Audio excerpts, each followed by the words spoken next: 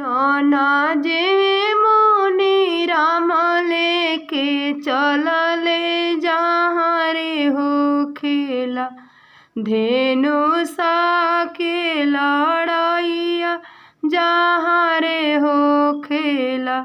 सोने की थाली में जेवन परोसल, जेवन ना जेवे मुनि राम लेके चलल जहाँ रे हो खेला।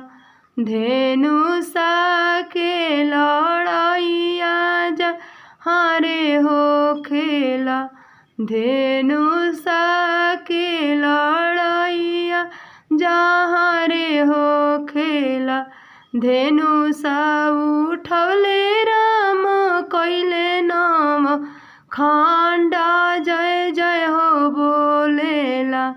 ए जनकपुर के नगरी जय जय हो बोलेला। ए अयोध्या के नगरी जय जय हो बोलेला। झांझर झारी सोराही के पानी, पानियो ना पिए मुनि राम लेके चलल जहाँ रे हो खेला। धेनु सा के लड़ाइया जहाँ रे हो खेला।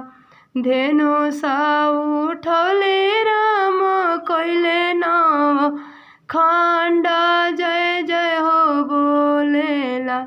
ए अवधपुर के नगरी जय जय हो बोलेला। ए अवधपुर के नगरी जय जय हो बोलेला।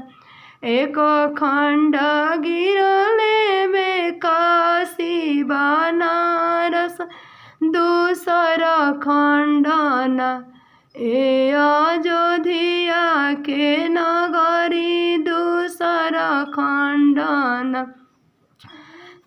लवंग इलायची के बीरावा लगवल, बीरओ नाचबे मुनि राम लेके चलले जहाँ रे हो खेला। धेनु सा के लड़ाइया जहाँ रे हो खेला। धेनु सा के लड़ाइया जहाँ रे हो खेला।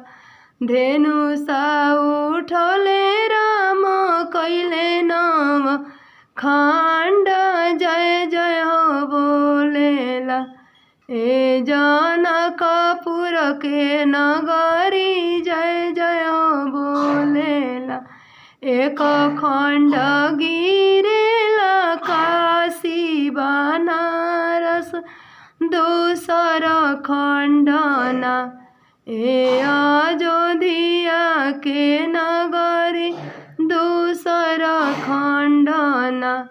ए अयोध्या के नगरी दूसर खंडना।